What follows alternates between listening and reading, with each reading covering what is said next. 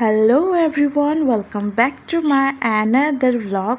सो बहुत दिनों के बाद मैं व्लॉग पोस्ट कर रही हूँ बिकॉज़ जब से मैं ये मेकअप इंडस्ट्री में आई हूँ ना कहीं उसमें इंगेज रहती हूँ। एंड घर का काम, ऑनलाइन काम और ट्यूशन, घर का काम, मतलब कहीं ना कहीं बहुत बिजी शेड्यूल रहता है। उसके बीच में फिर बच्चे को टाइम देना, उसको पढ़ाना, तो काफ़ी बिजी शेड्यूल, तो एडिट भी नहीं कर पाती हूँ। तो मैं वो सोची चलो आज तो फाइनली कुछ डाल ही देते हैं। And see this sari is from Gulchhi, जो कि पिंकी मैम का है। एंड काफ़ी बॉडी फ्रेंडली साड़ी है, मतलब लाइट वेट साड़ी, और ये हमारा ट्रेडिशनल साड़ी है तो मुझे काफ़ी पसंद आता है। तो अभी मैं तैयार हुई हूँ एक सेमिनार के लिए, जो कि मैं प्रीवियस वीडियोज़ एंड फ़ोटोज़ वगैरह डाली थी, तो उसके लिए मैं तैयार हुई हूँ। तो बहुत कोई मतलब जाते हैं अपने प्रोफेशनल आउटफिट में, बट मैं इसमें कंफर्टेबल थी।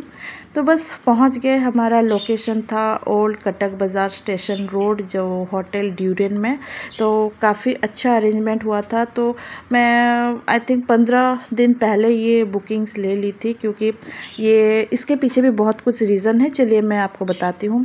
तो जाने के बाद बहुत लोगों से, बहुत सारे मेकअप आर्टिस्ट के साथ मेरा वहाँ पे घुलना मिलना हुआ। एंड काफ़ी नॉलेज भी बनता है, मतलब लोगों के साथ आपको घुल मिल के। तो बस एंट्री के टाइम ये काटो मैम का जो बैंड है, ये हमको दिया जा रहा था, क्योंकि जिनका बुकिंग्स था ओनली उनको ही एंट्री था, आउटसाइड के कोई एंट्री नहीं कर सकते थे। तो बस पहुँचते पहुँचते वहाँ पे बस हल्का फुल्का स्नैक्स अरेंजमेंट हुआ था, तो खाने में हम लोग व्यस्त हो गए। और अमोली को लेके आई हूँ, उसके पापा अभी लेके आएंगे, मतलब और 1 घंटा था। मतलब उसके पापा बोले तुम लेके जाओ, मैं उसको वहीं से पिक करूँगा। तो चलिए आगे देखते हैं क्या होता है। This is a respect from our end to Miss Kata ma'am, who is on the way, to all the beautiful people who are here today just for you.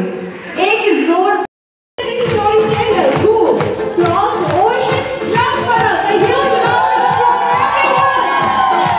And this is a beautiful gratification from Odisha beauty industry to the most beautiful talented artist from Iran, Miss Kato.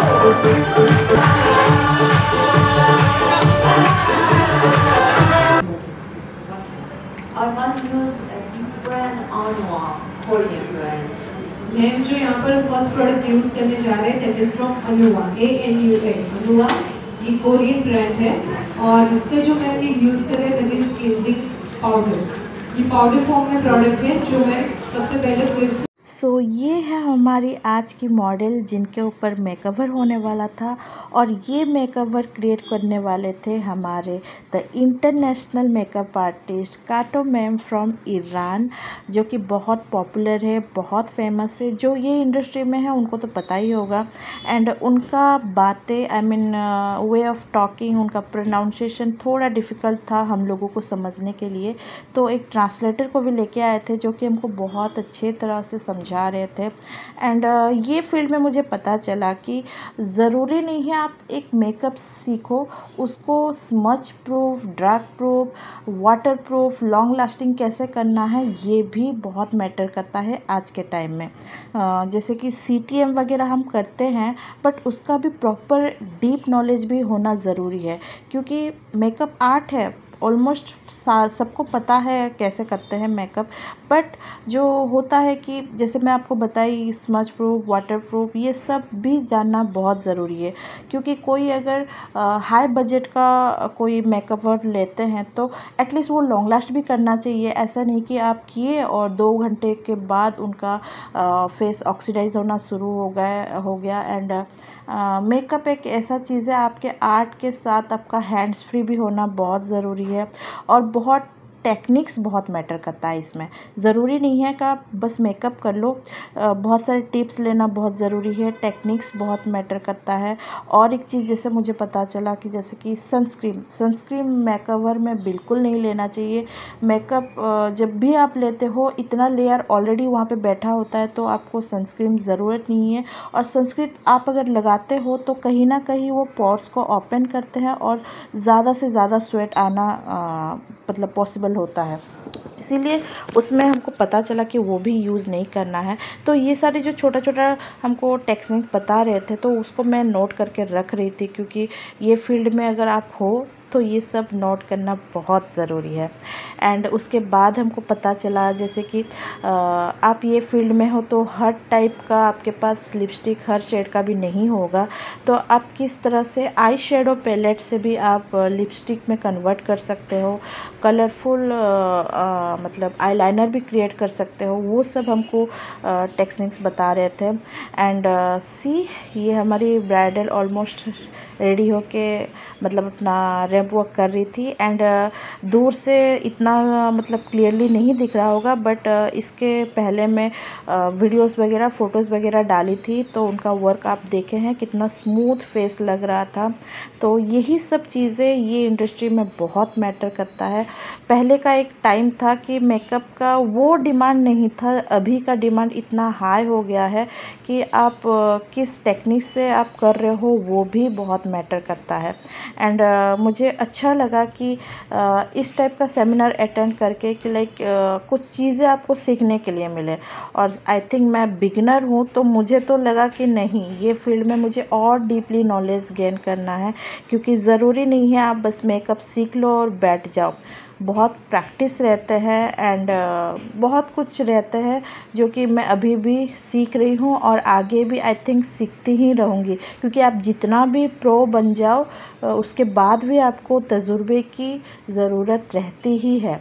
तो बस इनका makeover होने के बाद अच्छा खासा छोटा मोटा एक डांस हो गया। उसके बाद लंच के लिए सबको ऑफ़र किया गया। लंच का अरेंजमेंट भी काफ़ी अच्छा था, जैसे कि आप देख पा रहे हैं। स्टार्टर में manchow soup with paneer tikka and all, and काफ़ी डिलीशियस था। और ये सब ऑर्गेनाइज़ किए थे हमारे इप्सा मैम, काफ़ी डिलीशियस था। Thank you so much ma'am. And see कौन है सामने में, the famous makeup artist Andy. और इनके साथ मैं कभी मीट कर पाऊँगी ये मैंने कभी सोचा ही नहीं था, तो बहुत खुशी हुई उनसे मिलने के बाद। एंड भुवनेश्वर में हो तो इतना फेमस है कि मतलब उनके साथ मीट करना भी बहुत बड़ी बात है। तो बस लंच के बाद यहाँ पे, और ये नए आई थिंक नए हैं या पुराने हैं, मैं तो नहीं हूँ, मुझे नहीं पता, लेकिन ये भी एक मेकअप आर्टिस्ट ही हैं। तो काफ़ी अच्छा मैम को डांस करवा रहे थे। एक्चुअली मैम बोले बहुत खाना पीना हो गया, हैवी लंच हो गया है, थोड़ा तो डांस करते हैं, डाइजेस्ट करने के लिए काफ़ी काम आएंगे। एंड सी वो एक संबलपुरी सॉन्ग में डांस कर रहे थे और काफ़ी अच्छे तरह से मतलब मूव्स वगैरह रिसीव कर रहे थे, जो कि हमारे नॉर्मली लोग मूव वो रिसीव नहीं कर पाते हैं, लेकिन वो बहुत अच्छा डांस कर लेते हैं। वो भी हमको बाद में ही पता चला।